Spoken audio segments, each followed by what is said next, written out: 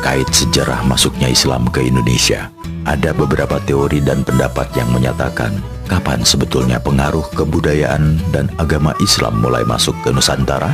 Pendapat-pendapat tersebut bukan hanya didasarkan pada bukti-bukti yang telah ditemukan, melainkan juga dikuatkan oleh adanya catatan-catatan sejarah yang dibuat oleh bangsa lain di masa lampau. Yang pertama, masuknya Islam sejak abad ke-7 Masehi.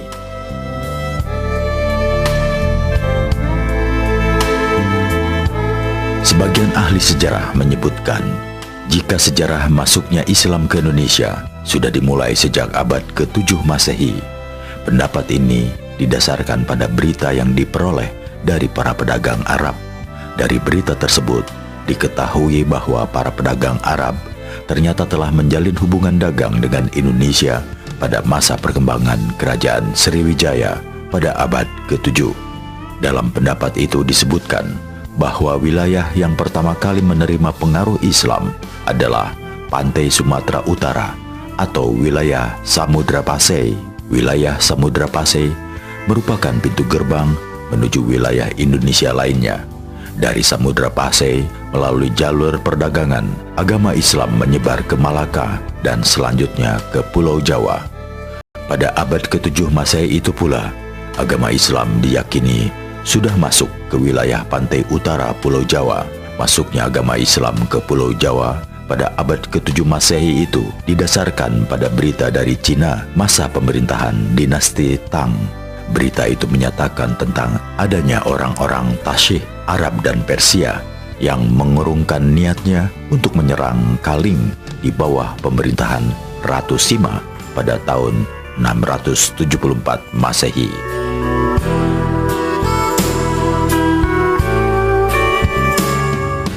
Yang kedua, masuknya Islam sejak abad ke-11 Masehi.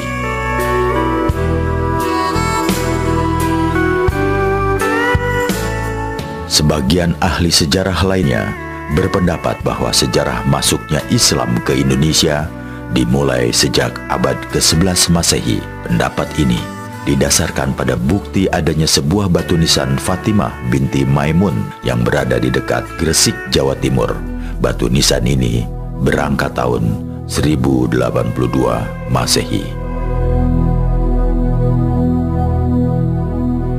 Yang ketiga, masuknya Islam sejak abad ke-13 Masehi. Beberapa ahli lain justru meyakini jika sejarah masuknya Islam ke Indonesia baru dimulai pada abad ke-13 Masehi. Pendapat ini didasarkan pada beberapa bukti yang lebih kuat, di antaranya dikaitkan dengan masa runtuhnya dinasti Abbasiyah di Baghdad 1258 Masehi. Berita dari Marco Polo 1292, batu nisan kubur Sultan Malik As-Saleh di Samudra Pasai 1297 Masehi, dan berita dari Ibnu Battuta 1345 Masehi. Pendapat-pendapat tersebut juga diperkuat dengan masa penyebaran ajaran tasawuf di Indonesia. Sejarah penyebaran Islam di Indonesia.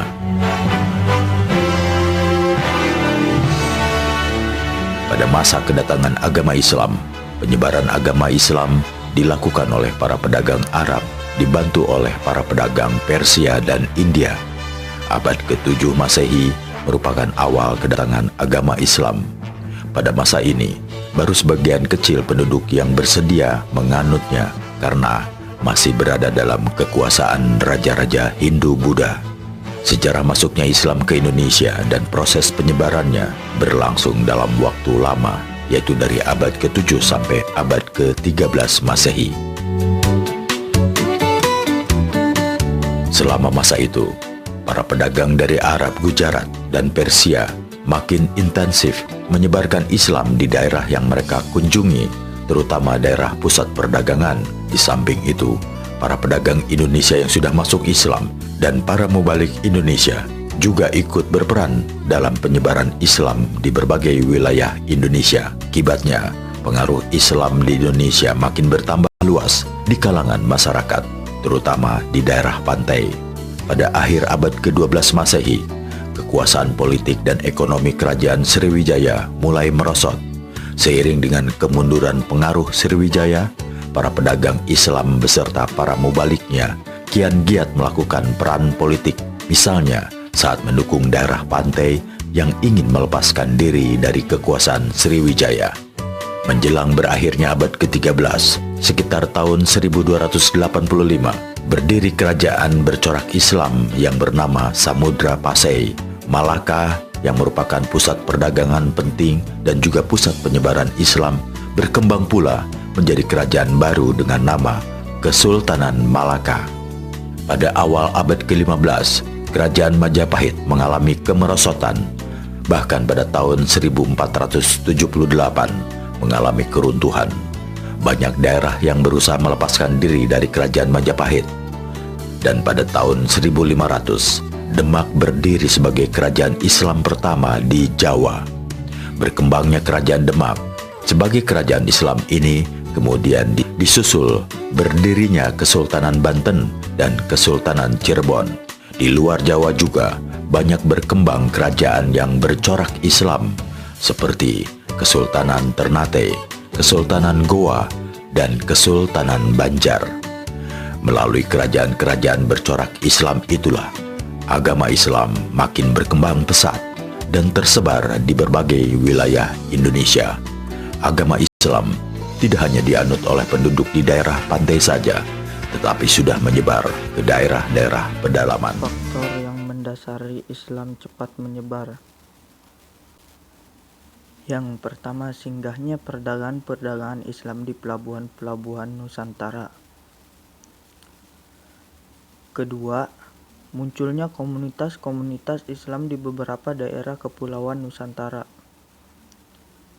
Dan yang ketiga, berdirinya kerajaan-kerajaan Islam. Sarana masuknya Islam di Indonesia. Mulaannya ialah melalui perdagangan, di mana pedagang-pedagang Muslim seperti Arab, Persia, India turut serta mengambil bagiannya di Indonesia. Hal ini menimbulkan jalinan di antara masyarakat Indonesia dan pedagang.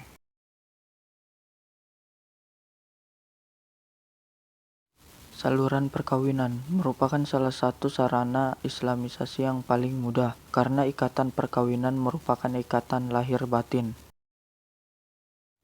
Dalam hal ini berarti membentuk masyarakat Muslim. Kedua individu suami istri membentuk keluarga yang justru menjadi inti masyarakat.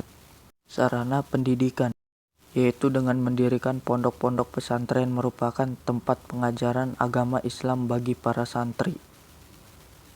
Sarana kesenian, sarana Islamisasi melalui seni bangunan, seni pahat atau ukir, seni tari, musik, dan seni sastra.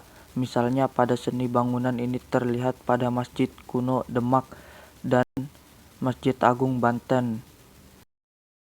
Sarana politik. Ketika seorang raja memeluk agama Islam, maka rakyat juga akan mengikuti jejak rajanya. Rakyat memiliki kepatuhan yang sangat tinggi dan raja sebagai panutannya bahkan menjadi tauladan bagi rakyatnya. Tantangan masuknya Islam di Indonesia. Masyarakat Indonesia pada masa itu masih kental dengan pengaruh agama Hindu.